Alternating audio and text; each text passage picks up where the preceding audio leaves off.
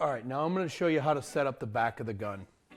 And really the way I start is I slide it off, I take my rubber band, my combat band, and I put it around the back of the gun, right? And then I'll put the buttstock on from here, right? So I put it around, right? Get it all straightened out. Normally I put it behind the little button so it won't move forward or back. And then what I do is I put it back on the gun. Next thing I do is I'll unwind my sling, and then I'll use the end of the sling, right? You'll see it has two buckles. Generally speaking, you're gonna have some access. But what I do is I weave it around back. I put it through the hole, back bottom. Right? And then I weave it through the buckle. Right? And what I do is I find out how much slack I need. And generally, for this thing to fit me well, I need I need about this much slack overall, right? So I run it through the buckle. I run it through the top of the buckle. And what I'm trying to do is get it as tight to the buttstock as possible, right?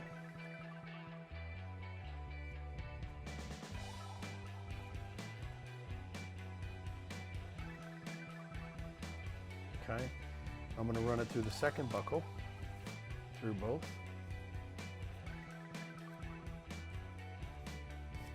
And then I'm going to feed it back on itself. Right, so I'll run it through back on itself. Right, and that way it keeps the sling captured.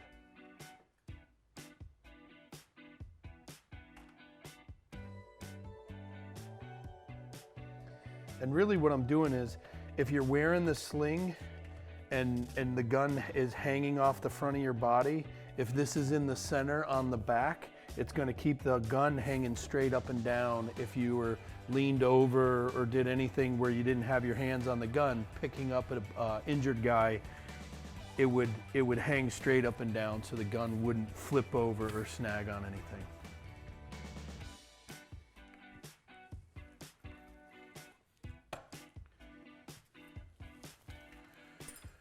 Okay, next thing I do is I make sure the sling isn't twisted, and I run it all the way out to the end, right? And then I need to run this around the front sight post. What I'm going to do is, once I don't have any twists in my sling, is I have to run it around the front of the front sight post. And really the way this works is I push it, I spread the hooks, and that's how a mash hook should be rigged properly. Okay, once I got it on, right, is I'm gonna put it around my neck and put my non-firing arm through the sling itself, right?